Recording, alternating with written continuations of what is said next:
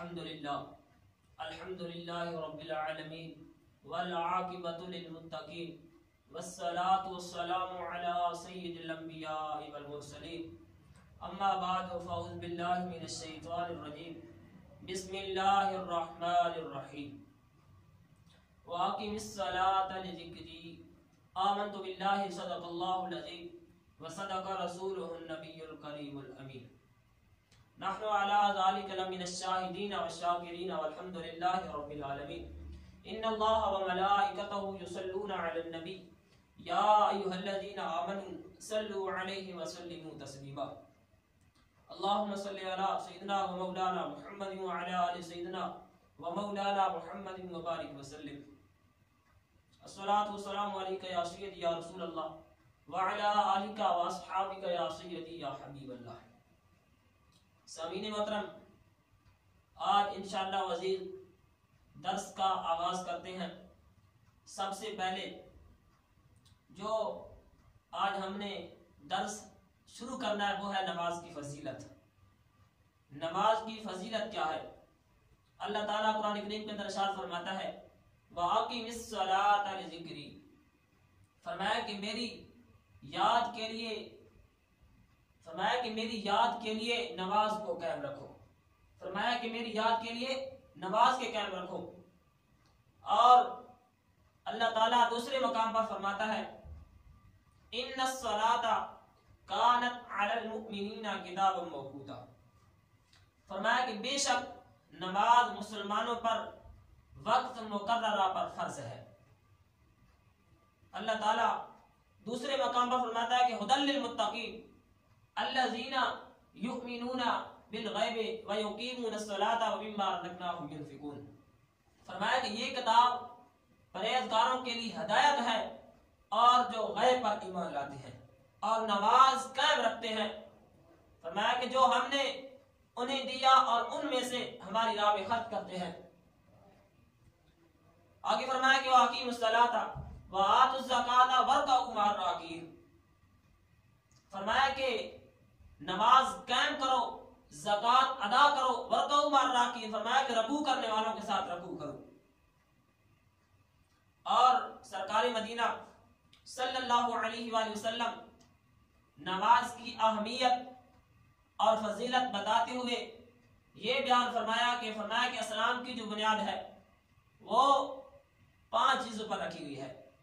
پہلی چیز تو یہ ہے اس بات کی گواہی دینا کہ اللہ تعالیٰ کے سوا کوئی معبود نہیں اور محمد اللہ تعالیٰ کے سچے رسول ہے اور سچے نبی ہے، پہلی بات یہ ہے۔ دوسری بات یہ ہے کہ نماز قائم کرنا، فرمایا کہ جب تیسری بات یہ ہے فرمایا کہ زکوٰۃ ادا کرنا، چوتھی بات یہ ہے فرمایا کہ حج کرنا صاحب اطاعت کے مطابق، جس کے پاس مال دولت ہو اس پر حج کرنا فرض ہے۔ اور جو 5ویں چیز ہے وہ ہے ماہ رمضان المبارک کے روزے رکھنا۔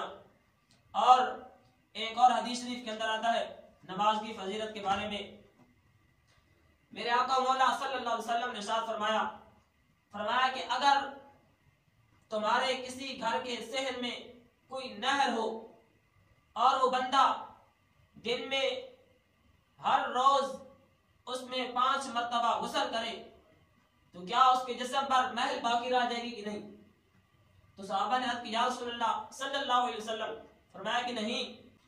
آپ علیہ الصلوۃ والسلام نے فرمایا کہ نماز گناہوں کو ایسے دھو دیتی ہے جیسا کہ پانی میل کو دھو دیتا ہے۔ آپ یقین جانیے کہ نماز پڑھنے کا کتنا فائدہ ہے۔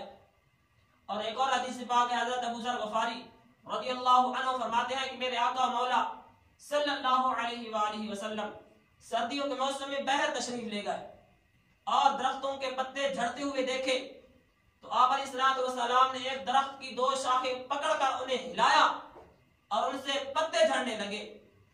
حضور علیہ الصلوۃ والسلام نے فرمایا اے ابو ذر، میں نے عرض کی یا رسول اللہ صلی اللہ علیہ وسلم جی حضور، فرمایا کہ جب مسلمان بندہ نماز پڑھتا ہے، جب بندہ اللہ تعالیٰ کی رضا چاہتا ہے تو اس کے گناہ اس طرح گرتے ہیں جس طرح درخت سے پتے گرتے ہیں، جس طرح درخت سے پتے جھڑتے ہیں۔ اللہ تعالیٰ کا ہم پر کس قدر احسان ہے۔ کہ نماز کی برکت سے اللہ تعالی ہمارے سارے گناہوں کو معاف فرما دیتا ہے۔ ایک اور حدیث شریف ہے، جب بندہ نماز کے لیے کھڑا ہوتا ہے تو اس کے سارے گناہ اس کے سر پر، اس کے کندھوں پر رکھ دیے جاتے ہیں۔ جب بندہ رکوع اور سجدہ کرتا ہے تو اس کے سارے گناہ گر جاتے ہیں، حتیٰ کہ اس کا ایک گناہ بھی نہیں باقی بچتا۔ میرے آقا مولا صلی اللہ علیہ وسلم نے فرمایا لِكُلِّ شَيْءٍ عَلَمٌ وَعَلَمُ الْإِيمَانِ الصَّلَاةُ، فرمایا کہ ہر چیز کی علامت ہوتی ہے، فرمایا کہ ہر چیز کی علامت ہوتی ہے، لیکن ایمان کی علامت نماز ہے، ایمان کی علامت نماز ہے۔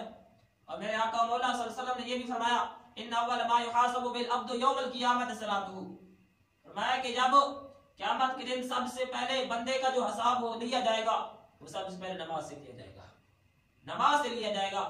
اور میرے آقا مولا صلی اللہ علیہ وسلم کا یہ بھی فرمان ہے کان النبی صلی اللہ علیہ وسلم اذا خذنه امر فزع الى الصلاۃ، میرے آقا مولا صلی اللہ علیہ وسلم کو جب کوئی پریشانی آتی، جب کوئی سخت کام آتا تو میرے آقا مولا صلی اللہ علیہ وسلم سب سے پہلے نماز کی طرف متوجہ ہوتے، سب سے پہلے نماز کی طرف متوجہ ہوتے۔ اور سامعین محترم، میرے آقا مولا صلی اللہ علیہ وسلم نے یہ بھی فرمایا کہ جو قرۃ عینی فی الصلاۃ، فرمایا کہ میری آنکھوں کی ٹھنڈک نماز میں ہے، فرمایا کہ میری آنکھوں کی ٹھنڈک نماز میں ہے۔ اور جو بندہ نماز کے اندر خشوع اور خضوع چاہتا ہے، میرے آقا مولا صلی اللہ علیہ وسلم نے فرمایا اللہ تعبد اللہ کأنک تراہ وإن لم تکن تراہ فإنہ یراک، فرمایا کہ تو اللہ تعالیٰ کی عبادت اس طرح کر کہ گویا کہ اللہ تعالیٰ کو تو دیکھ رہا ہے۔ اگر یہ تو تصور نہیں کر سکتا دل کے اندر، یہ تو تصور کر سکتا ہے کہ اللہ تعالیٰ تمہیں دیکھ رہا ہے، ہاں اللہ تعالیٰ تمہیں دیکھ رہا ہے، تو اللہ تعالیٰ ہم سب کو نماز پڑھنے کی توفیق عطا فرمائے۔ وما توفیقی الا باللہ، اللہ تعالیٰ ہم سب کو اس پر سمجھنے کی توفیق عطا فرمائے۔ انشاءاللہ جو اگلا درس ہوگا وہ نماز کے متعلق ہوگا، تو انشاءاللہ کل وہ انشاءاللہ ضرور پیش کریں گے۔ وما علینا الا البلاغ۔